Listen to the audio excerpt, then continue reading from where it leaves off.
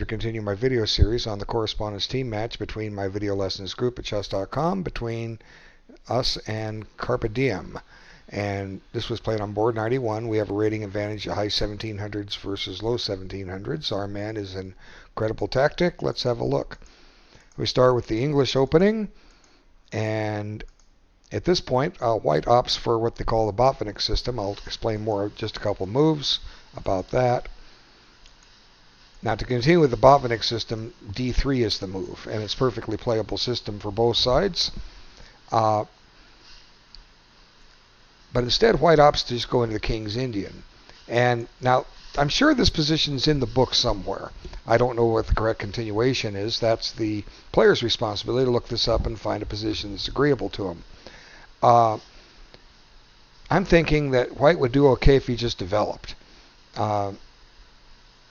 Just keep this little tension in the center. Don't on d4. You want to get the pieces out if you can. Okay.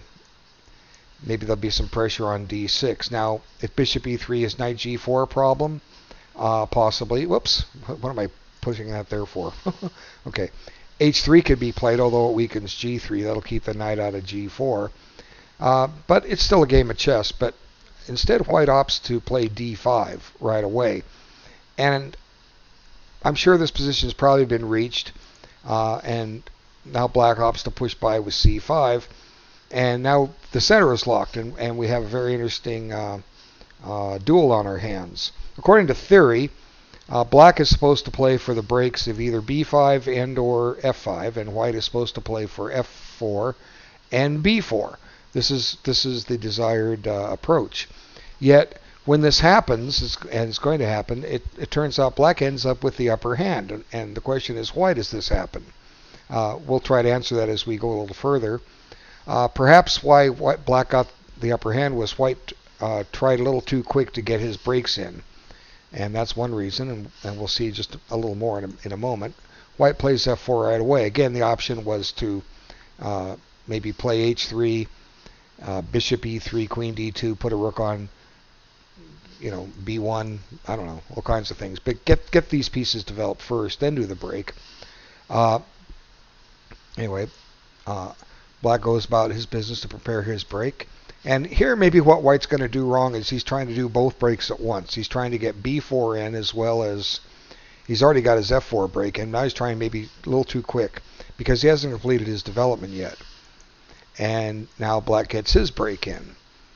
And normally, a lot of times what you do, if you're not going to get your b4 break in, you can go ahead and play b3.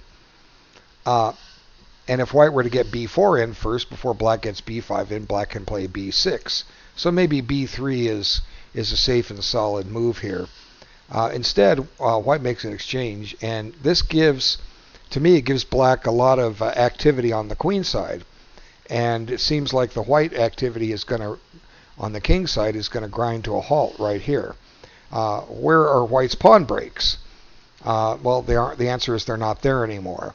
And now this bishop is sprung to life. It's just clogged by a couple of knights, but this bishop has a nice diagonal. And if white ever tries for b4, he may face having to deal with a protected passed pawn, as well as opening up diagonal straight for his king. So possibly what's happened is white just developed his pawn breaks too quick, and not conducted business on the home front by getting his pieces into play. So here he gets one going. Now he comes back, and now he starts chasing the knight, or the bishop.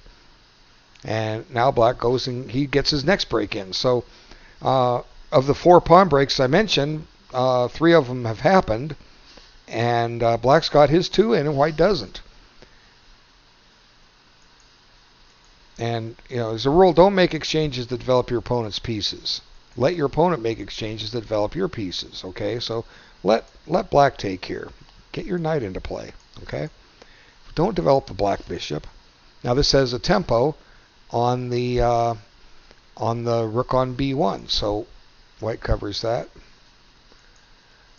And here, I'm pretty sure black has a clear advantage. A nice move is queen b6. This threatens a very nasty discovered check. But black finds reasonable play here. And now comes a win of the exchange. Just that simple. Bingo. And now black is for choice. And white shouldn't be trading off pieces. That just activates the bishop. But now he's trading more pieces. This just helps black achieve a winning endgame. And pretty much that's what's going to happen here. This pitches a pawn if he wants it. No, but white doesn't, or black doesn't want to lose the pawn on h6. And I don't know, putting the queen just seemed well. I guess he's staying on h7. He's keeping an eye on that pawn. But now white's not bothering the pawn anymore, so he can bring his queen out. And suddenly the black queen is starting to get some scope. And now he's planning to transfer the rook over to the king's side where he can help out. Now there's a threat on a knight, so white's got to deal with that. And this just forces more exchanges. The pawn on b4 is not a problem, and the fact that black has double pawns isn't a problem. Black's just winning, and there's really nothing white can do about it. And black just chooses to get the queens off the board, even though his pawn structure is shattered. The rook is just going to outduel the knight in this ending, and it cuts the king off. More pawns traded off. Although black has to keep some pawns on to get a queen, but he has enough. Cut the king off again. And now just a matter of time before the white pawns start falling, and there they go. And now the king comes into play, and that passed pawn is looming ever more dangerously. Here it comes. And now there's promotion threats like crazy. And now there's nothing white can do. White played a move and then resign without continuing play. Okay, let's have a look at the other game.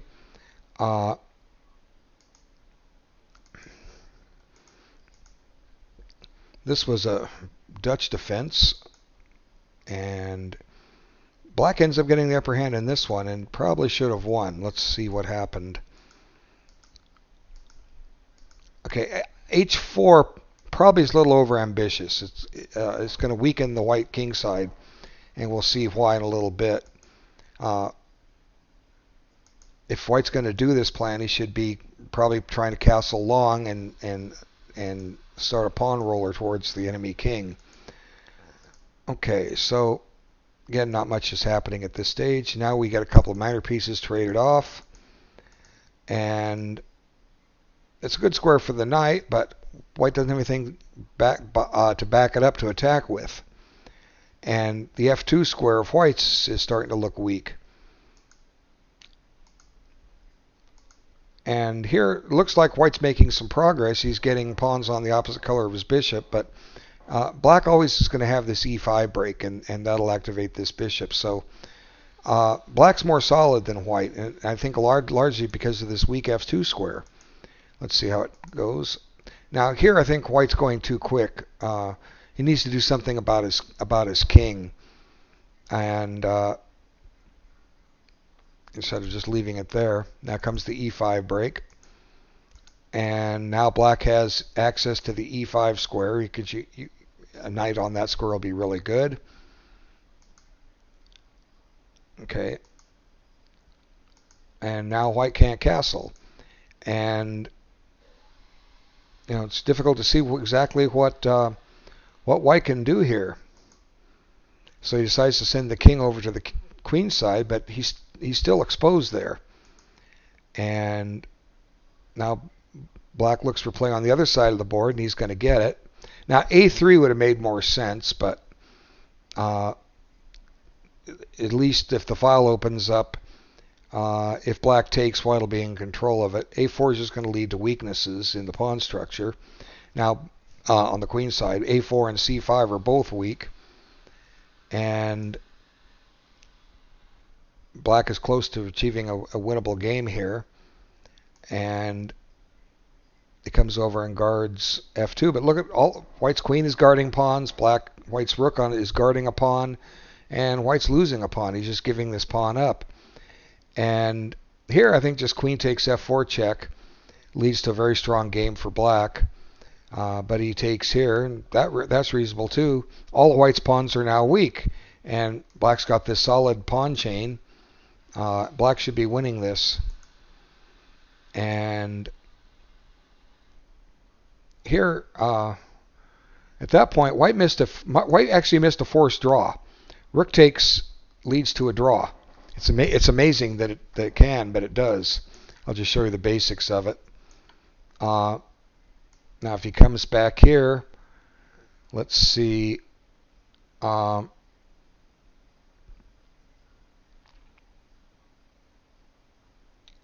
You're down a rook.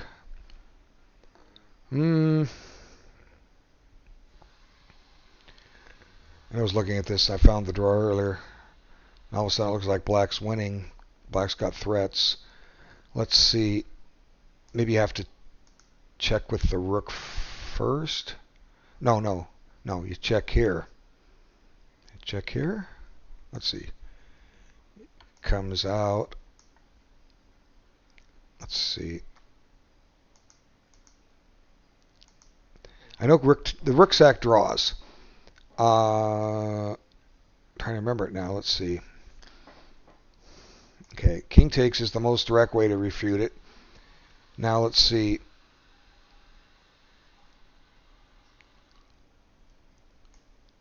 How about check with the rook? Now if king h8, queen d4 check, and White's going to win. So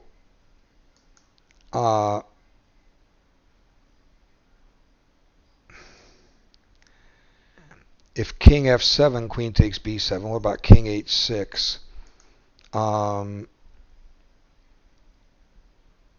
Let's see.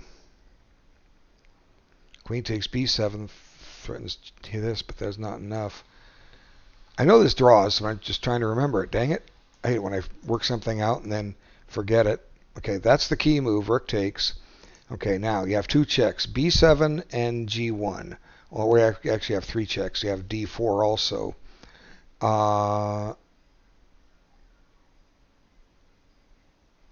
Let's see. Heck. Should I let the players figure it out, or should I try to figure it out here on my own? Let's see. Queen d4 check. Queen takes b7, king h8. White's running out of checks.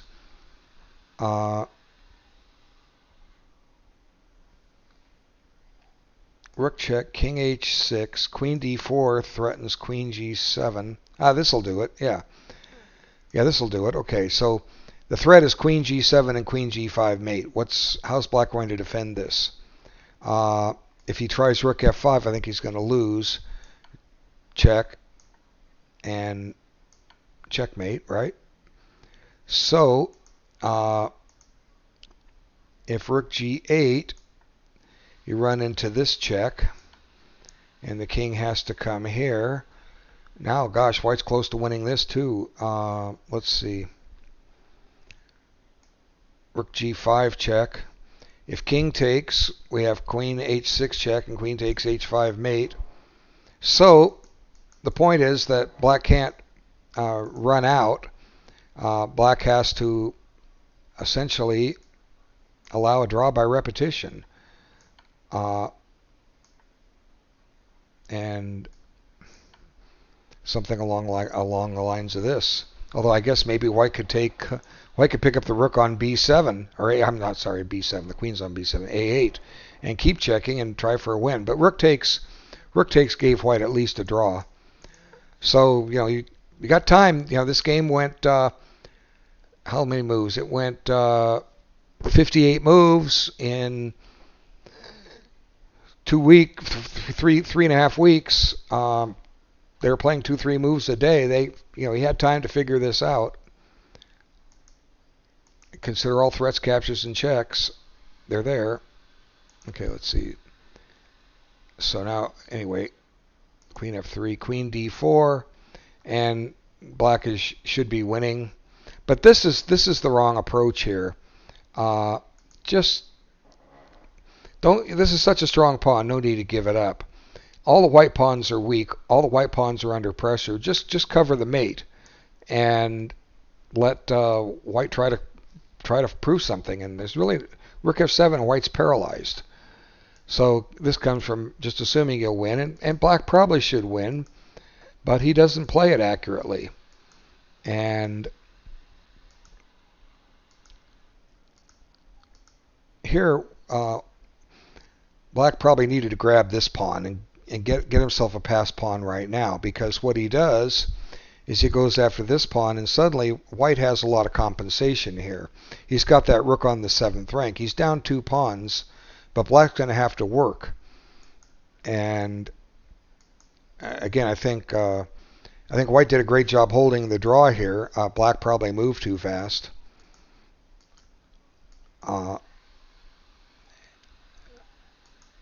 And black still has some winning chances here, but he's going to have to remaneuver things a little bit.